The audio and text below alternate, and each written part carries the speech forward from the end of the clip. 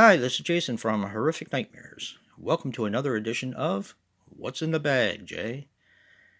Now, this is the segment where I pick 6 movies from my collection that I haven't seen, write their names on a piece of paper, throw them in the bag, draw 2 out at random since we're still in quarantine, and do 2 reviews. Now, returning from last week is The Curse of Lilith Ratchet, Snapdragon, Wes Craven's Summer of Fear, Boyne Falls, and making his debut, thank you Bronco Juggalo for this one, this is Nightmare Shark, and he's out there. Alright, now I'm going to give the bag a good tussle, see what we're going to watch this week.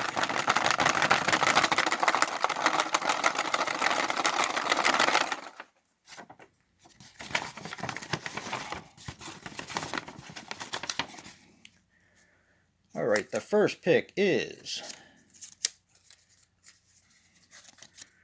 Boyne Falls.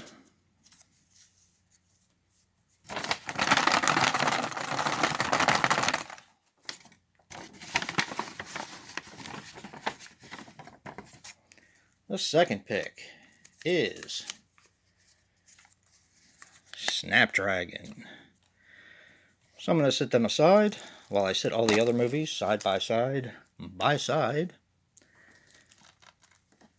and use my trusty Freddy vs. Jason die. We're going to see what comes back next week. Remember, if I roll a Freddy vs. Jason or a 5, I have to re-roll.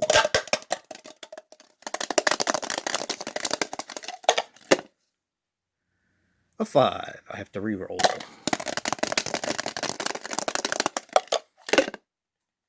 A 4, so they all come back next week.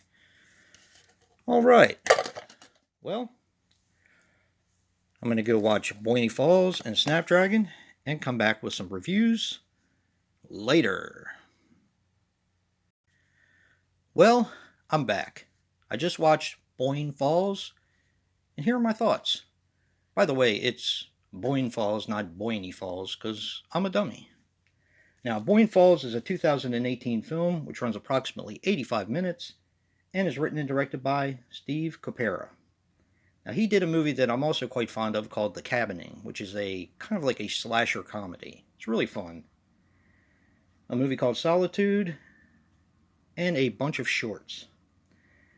Now, this stars Axel Harney as Dominic. He was in The Windwalker, Year of the Rat, and Wonderful. Also stars Mike Coppera as Eddie, and I believe that's the director's brother, if I'm not mistaken. Now, he was also in The Cabining, which he was hysterical in that movie, The Demo, and The Drama Club. And Juan Monsalvets as Seth.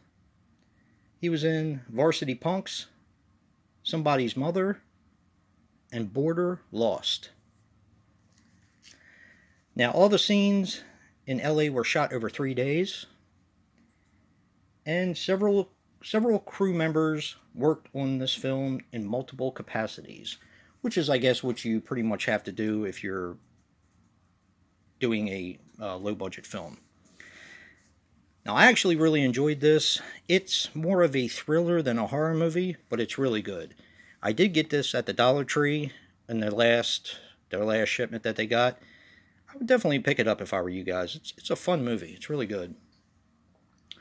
So, Eddie and Dominic are college buddies who have grown up together, and they started a production company for music. And it's kind of getting to the point now where they're a little bit older. The music business is kind of a young man's game, as it's put in the movie. And Dominic has a lot of bad habits and is kind of holding Eddie back. Well, Eddie wants to kind of get back to the way they were, and he suggests a work retreat, which is at this island that he just bought. So Dominic goes. Of course, he's complaining the entire time. and he takes along a girlfriend, which of course wasn't supposed to go because it was just supposed to be the two of them. They accidentally stumble on squatters on the island who have a drug lab, and it's more or less a fight for survival to get away. I really enjoyed this film. Um, it was done extremely well. The shots are beautiful. The landscape is beautiful. Um, I really don't know what else to say about it. It's a definite recommendation for me. If you like that sort of film, if you like the fight for survival film, this is definitely a recommendation. I think you guys will like it. And I'll be back in a few with the next review. Okay, I'm back with the second review, which is Snapdragon. Now, Snapdragon is a 1993 film which runs approximately 99 minutes and is directed by Worth Keeter. Now, he was responsible for Memorial Day, which is a slasher I do believe I have. I haven't watched it yet, though. Scorpio 1, and he did a bunch of television. Most of his resume consists of Power Rangers seasons. Now, this stars Stephen Bauer as Dr. David Hogstatten. He, of course, was Manny in Scarface. He was in Traffic and Primal Fear. This also stars Chelsea Field as Detective Sergeant Peckham, or Peck. She was in Skin Deep, which is one of my favorite comedies of all time. She was actually the one in the glow-in-the-dark condom part. She was also in The Last Boy Scout and Commando. And finally, Pamela Anderson as Felicity. Now, she was in Barbed Wire, The Institute, and Jackhammer. Now, this was Pamela Anderson's film debut. She had been in Baywatch, but this was her first movie. Now, this has a pretty interesting synopsis.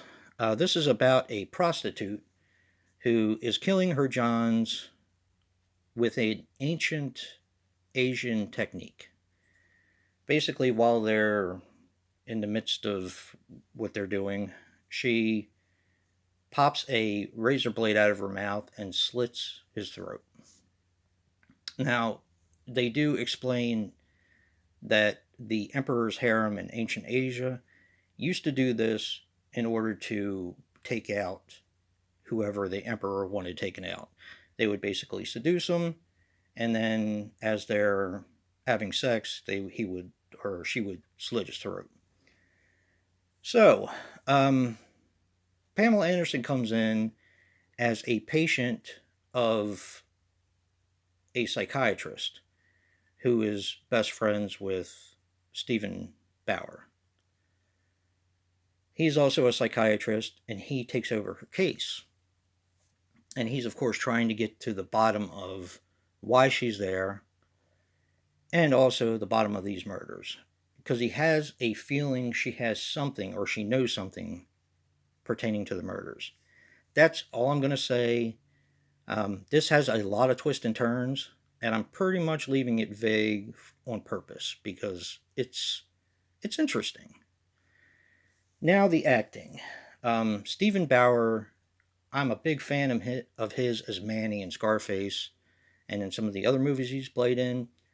Unfortunately, he should have stayed as a backing character because he's not very interesting when it comes to him being a leading man. He's just not a very good actor in general. Pamela Anderson doesn't really need to do anything but spout a few lines and look pretty. And believe me, if this is an incentive for you guys to watch it, you do get to see plenty of her in this film. Plenty of times. So, all in all, it is a slasher movie. I was talking to my friend Joe about it, and I consider this a slasher movie. And actually, he does too. It was good for what it was.